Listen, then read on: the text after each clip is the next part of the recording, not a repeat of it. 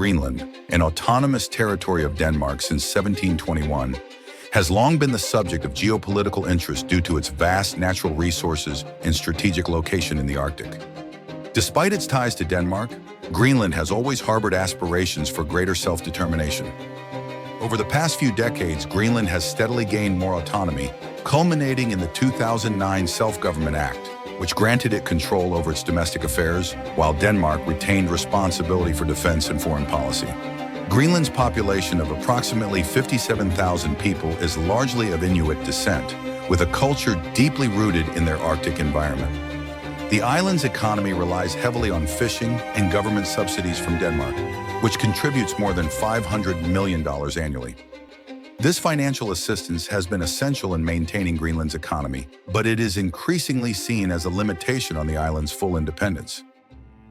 In recent years, the United States has expressed interest in Greenland, notably under President Donald Trump, who proposed the idea of purchasing the island in 2019.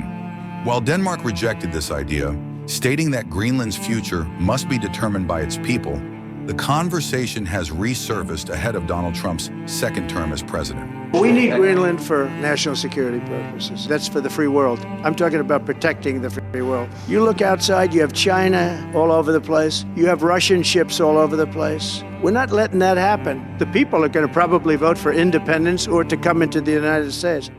Greenland's premier, Mute Ajede, has suggested that a referendum on independence could take place in the near future, signaling a potential shift in the political landscape.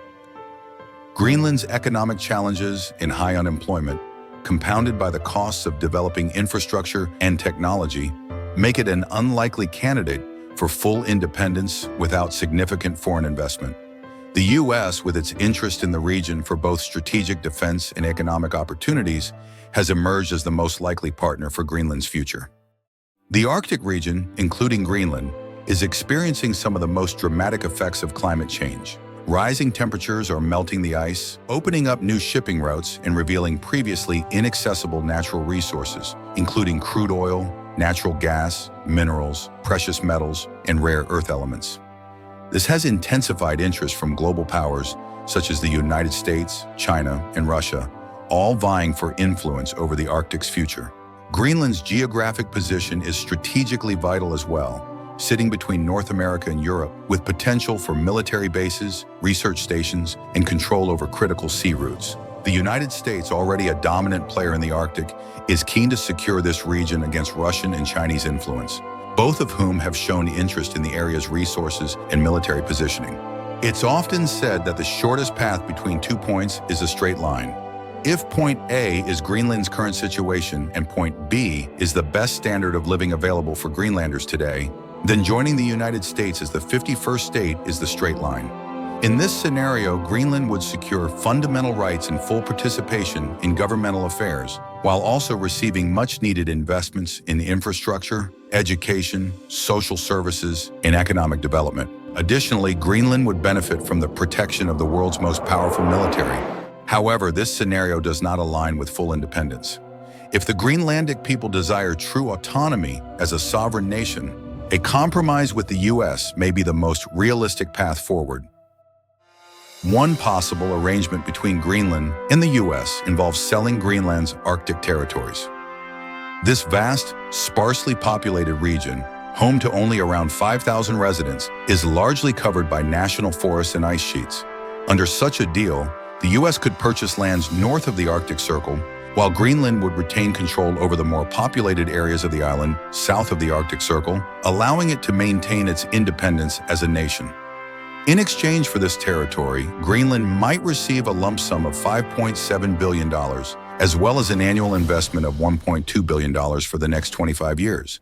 This funding could be used to bolster Greenland's infrastructure, healthcare, technology, and education systems, providing the resources needed to build a self-sufficient, sustainable future.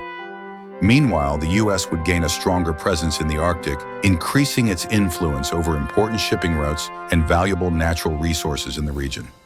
This arrangement, however, presents risks.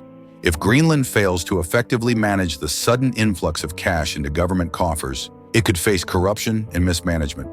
Moreover, the financial windfall might lead to a dependency on government aid instead of promoting long-term economic growth.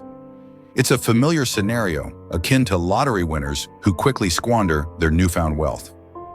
While Greenland is expected to vote for independence in the upcoming referendum, the financial and social realities of such a move present significant challenges. Without substantial foreign investment, the island would struggle to maintain its infrastructure and social services. The economy, which is heavily reliant on fishing and limited resource extraction, would need diversification and modernization to ensure future prosperity. The U.S. land purchase would offer Greenland a chance to thrive economically while securing its independence. However, the inherent risks might be more than the Greenlandic people are willing to shoulder, leading them to seek admission to the United States. This delicate balance between independence and partnership with a global superpower will define Greenland's future. In this context, Greenland faces a difficult decision. While it could maintain its autonomy, the economic and geopolitical pressures of the modern world may push it toward a pragmatic solution with the U.S., securing its future while navigating the shifting dynamics of the Arctic region. Whether Greenland chooses full independence, a territorial compromise, or U.S. statehood remains to be seen. But the island's future is now at a crossroads, one that could reshape its role on the global stage for generations to come.